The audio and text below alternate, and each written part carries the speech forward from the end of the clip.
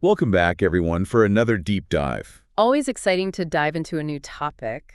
Yeah, and today we're tackling something that I think pretty much all of us have felt at some point. I think you're right. Guilt and regret. Oh, yeah, big ones. But we're going deeper than just defining them. Okay. We're looking at how they show up in relationships, especially after, someone's messed up, Ah, interesting. and how we can actually use these feelings for personal growth. I like it. So using these sort of negative feelings in a positive way. Exactly. Okay. So to unpack all of this, we've got a few different sources. All right, lay it on me.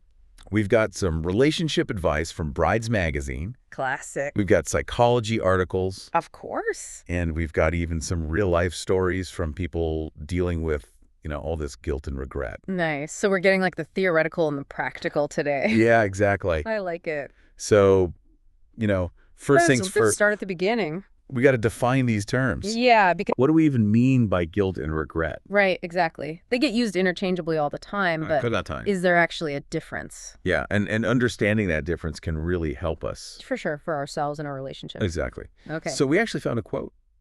Ooh, a quote. Yeah, it's from psychologist Dr. Bill Crawford. All right, Dr. Crawford. And he says, regret is acknowledging that we made a mistake.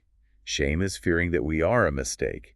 And guilt is what others use to try to make us feel ashamed. That's interesting. I know. It's good. Yeah. No, it's really good because he's separating out like regret is about what you did. Exactly. And shame is like who you are as a person. And then guilt is kind of like External. external. Yeah. Yeah. Like coming from outside. Yeah. People trying to make you feel bad. Yeah, almost like a manipulation tactic. Ooh, yeah. Interesting. So then we have the Alliance of Hope. Okay. The Alliance of Hope. And they support suicide loss survivors. Right. And they add another layer to the definition. They say regret is for choices with unexpected bad outcomes. Okay. So you didn't know it was going to go bad. Exactly. Right. But guilt is for bad choices where you should have known better. Ooh, that's a good distinction. Right. Especially in that context of grief and loss where it's like, what if I had done this or that? Yeah. That could be really tough. And then Psychology Today chimes in. Oh, Psychology Today always has something to say. They always do. Okay. And they describe guilt as this broader sense of responsibility Okay. for anything we perceive as wrong. So it's not even just our actions, but how we feel about it. Exactly. And they point out that we sometimes take on guilt, Oh. even when it's not really ours to carry. Like we're taking responsibility for things we don't need to. Yeah, maybe because we want control or we just think we should feel guilty. That's a good point. Yeah. Are we too quick to blame ourselves sometimes? That's a good question. Even when things are complicated or out of our control? It's hard to know. It is. But then Psychology Today goes even further. Okay, further down the rabbit hole. They break down guilt into 4 different types. 4, what are they? Okay, so there's guilt for things we did do. All right, makes sense. Guilt for things we didn't do. Okay, so the things we didn't do? Guilt by association. Oh, interesting. And survivor's guilt. Wow.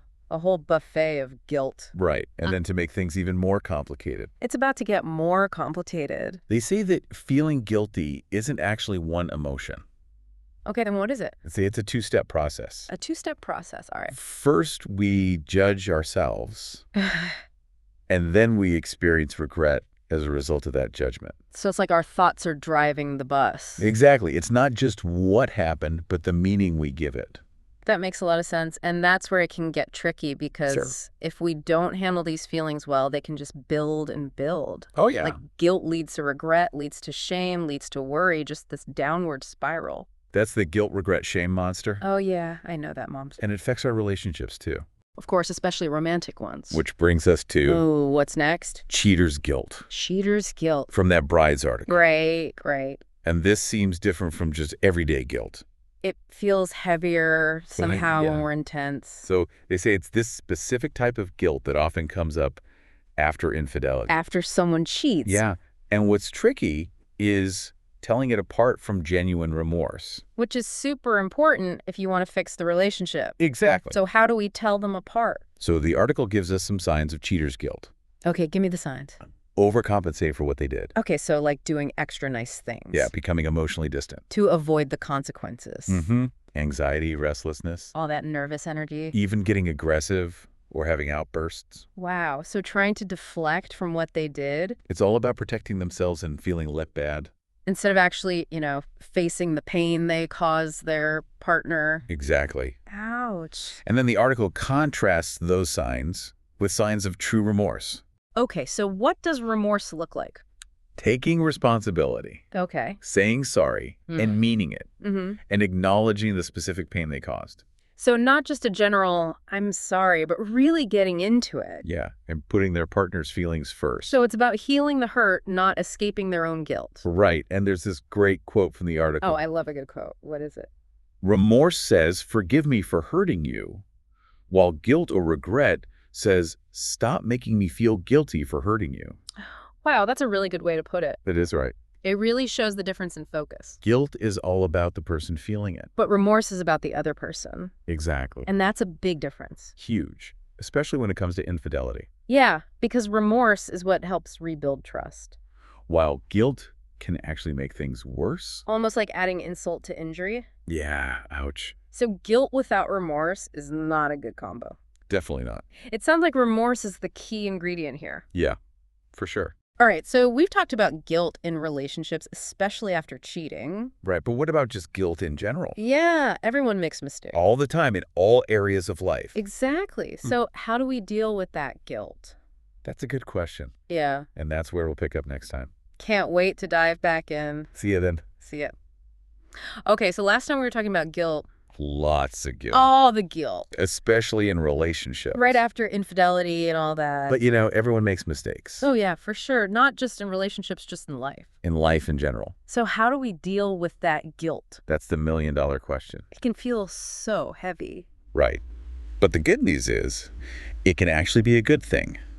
Wait, guilt can be good? It can help us grow. Okay, I'm listening. If we approach it the right way. Right, approach the right way. So how do we do that? So that's where that Psychology Today article comes in again. Oh, Psychology Today, back at it again. They're always there for us. Okay. With Dr. Everly. Dr. Everly, right. And he talks about how if we just ignore guilt, it could really become a problem. Okay, yeah, makes sense. It's like sweeping it under the rug. Exactly. And he calls this the cascade effect. Cascade effect. Ooh, dramatic. It is dramatic. Okay. So basically, guilt can lead to regret and then shame. Oh, no. And then worry, and it just keeps going down and down. It's at a downward spiral. The spiral of doom. And you're just stuck in the past, replaying everything. It's like that mental hamster wheel, beating yourself up. Ugh. I know that feeling. It's not fun. Not at all. But so what can we do about it? Well, the good news is Dr. Everly gives us a 3-step method 3 steps. All right, I can handle 3 steps. to release that guilt. Okay, give me those steps. So the first step is to really figure out how responsible we actually are. Okay, so not just assuming it's all our fault. Right, because sometimes we take on guilt that's not ours to carry. Right, like we were talking about last time. So the question to ask is, am I truly responsible for this situation? Be honest with yourself. Exactly, and if we are responsible, then the next step is Okay, if we're responsible, then what? figuring out how we're responsible. Oh, that's interesting. Are we 100% to blame, or are there other factors? So like sharing the responsibility if it's appropriate. Yeah, and that can help lessen the guilt. Okay, that makes sense. And then the final step, the most important one, At the big finale. owning our mistakes, apologizing if we need to, and committing to doing better next time. So taking that regret and turning it into action. Turning that negative energy into something positive. I like that a lot. Right. It's like, yeah, we messed up, but we can learn from it and grow. We can't change the past, but we can change the future. Powerful stuff. So we've got the theory down. The theory. But let's get into some real-life examples. Ooh, I love real-life examples. Me too, Yeah. because sometimes those are the best way to understand this stuff. They make it more relatable, Exactly. So we found some really moving stories Okay, where from? in the comments section of a What's Your Grief article. What's your grief? It's a website about dealing with grief and loss. Right, makes sense. And people were sharing their experiences with guilt and regret. It's good to have a space to talk about those things. Definitely. And one story that really stuck with me Okay, I'm ready. was from a woman whose son had died by suicide. Oh, wow, that's heavy. It is. And she was feeling so much guilt I can't imagine. because a few weeks before he died, he had asked her to stay with him for an extra day, Oh, no. but she had to work. That what if feeling must be so painful. Yeah, what if I had stayed?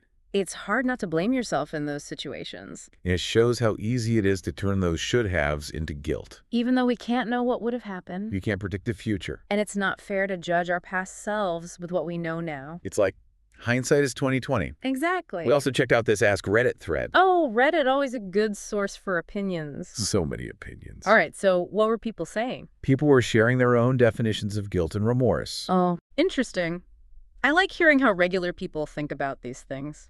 And there was this one comment that I thought was really insightful. Okay, lay it on me. They said, guilt is the thought that we did something bad, while remorse is the feeling that follows.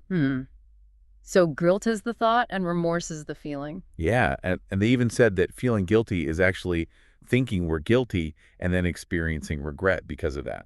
Whoa, that's deep. Right? It's like our thoughts create the feeling. So maybe we have more control over our guilt and regret than we realize. Maybe we do. Because we can control our thoughts to some extent. It's definitely something to think about. It is. So it's not just about what we did, but how we think about it. Exactly. And that's where we'll pick up next time. Can't wait to dive back in. It's like we're creating our own guilt and regret. Exactly. It's not just happening to us. We're playing a part in it. So are you starting to see why this difference between guilt and remorse matters? Oh, yeah, absolutely. It's not just about, semantics or word definition. Right, it's deeper than that. It's about how you process what happens in your life. And how you move forward. Yeah, and it's not about letting yourself off the hook. No, definitely not. It's about being honest with yourself about your role in things. Taking responsibility. Yeah, and then using that knowledge to actually make positive changes. Turning that negative into a positive. Exactly. Like, think about those real-life stories we talked about. Yeah. That woman who felt so guilty after her son's suicide. Heartbreaking.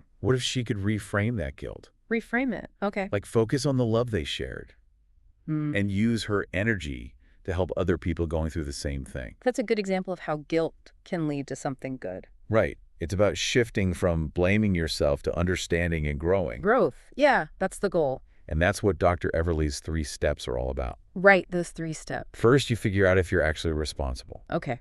Then you figure out how much you're responsible. Right.